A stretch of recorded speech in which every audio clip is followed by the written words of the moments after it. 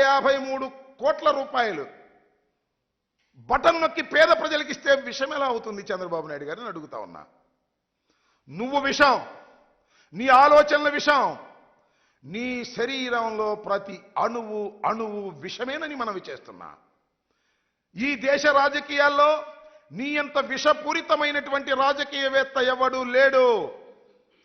అరికాల దగ్గర నుంచి నుదిటి ఎంట్రిక వరకు, తల మీద ఎంట్రుక వరకు విషంతో నిండిపోయినటువంటి వ్యక్తి నారా చంద్రబాబు నాయుడు. నేను ఒక్కటి మనవి చేస్తా, కావాలంటే చూసుకోండి, ఛాలెంజ్ చేస్తా.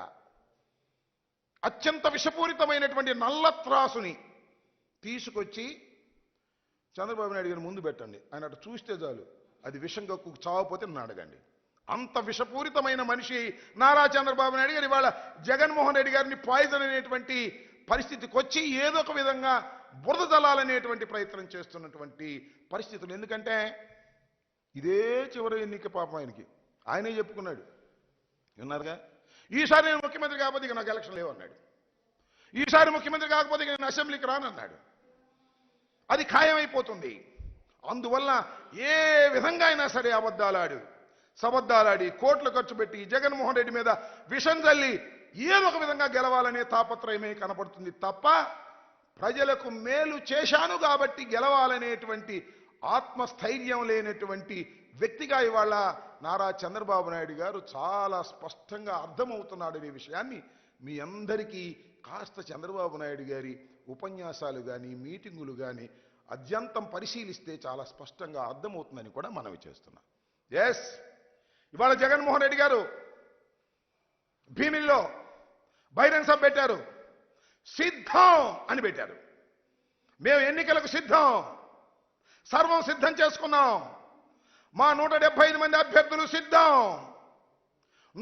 25 మంది పార్లమెంటు సభ్యులు సిద్ధం, మేము సిద్ధంగా ఉన్నాము, ప్రజలకు మేలు చేశాము, రాబోయే ఎన్నికలకు అడుగులు వేస్తున్నాము, మేము సిద్ధంగా ఉన్నాము అని చెబుతుంటే చంద్రబాబు నాయుడు గారు అంటున్నాడు సిద్ధం అని.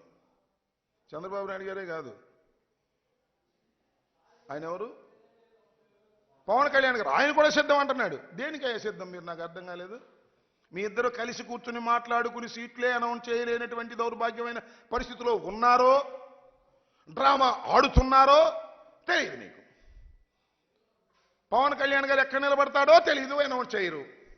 చంద్రబాబు నాయుడు గారు 1 నిలబడతాడో 2 నిలబడతాడో తెలియదు. వీళ్ళు సిద్ధం అంట. దేనికయ్యా మీరు సిద్ధం? ఒకదానికి మాత్రం మీరందరూ సిద్ధం. ఎన్నికలు అయిపోయిన తర్వాత తట్ట బొట్ట సర్దుకొని హైదరాబాదు నివాసానికి చేరడానికి అందరూ సిద్ధంగా ఉన్నారు. చంద్రబాబు నాయుడు గారు, పవన్ కళ్యాణ్ గారు, లోకేష్ గారు సిద్ధంగా ఉన్నారు. మూటా ముళ్ళ సర్దుకొని, ఎందుకంటే ఇల్లు కూడా లేనటువంటి రాజకీయవేత్తలు మీరు ఆంధ్రప్రదేశ్లో కాబట్టి లారీకి సరుకెత్తుకొని సర్దుకోవడానికి సిద్ధంగా ఉన్నటువంటి ముఖాలు మీవి అని ఈ సందర్భంగా నేను స్పష్టంగా చెప్పదలుచుకున్నా. నేను అక్కడ చూశా, ఏదో ట్విట్టర్లోనో దీనిలోనో మేము సిద్ధం అన్నాడు. ఎవరు? పవన్ కళ్యాణ్ గారు ఇలా బొంబేసి మేము దేనికేంటి సిద్ధం? మీరు చంద్రబాబు నాయుడిని లోకేష్ని భుజాన్ని వేసుకుని మోయటానికి సిద్ధమా? లేకపోతే ప్యాకేజ్ ఇస్తే ఎత్తుకుపోవడానికి సిద్ధమా? దేనికి సిద్ధం నువ్వు నాకు అర్థం అడుగుతున్నా నేను.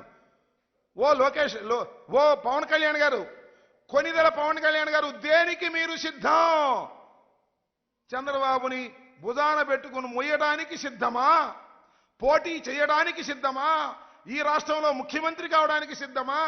అసలు దేనికి మీరు సిద్ధమో తెలియనటువంటి అగమ్య గోచరంలో ఉండి జగన్మోహన్ రెడ్డి గారు సిద్ధం అన్నారు. మేము సిద్ధం అంటున్నారు. సిద్ధం అనకపోతే జనం కొడతారు కాబట్టి, తిడతారు కాబట్టి సిద్ధం అంటున్నారు తప్ప మీకు సిద్ధం ఎక్కడుంది? పెద్ద అయోమయంలో ఉన్నారు.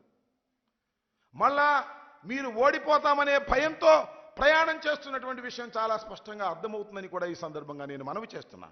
కాబట్టి చంద్రబాబు నాయుడు గారు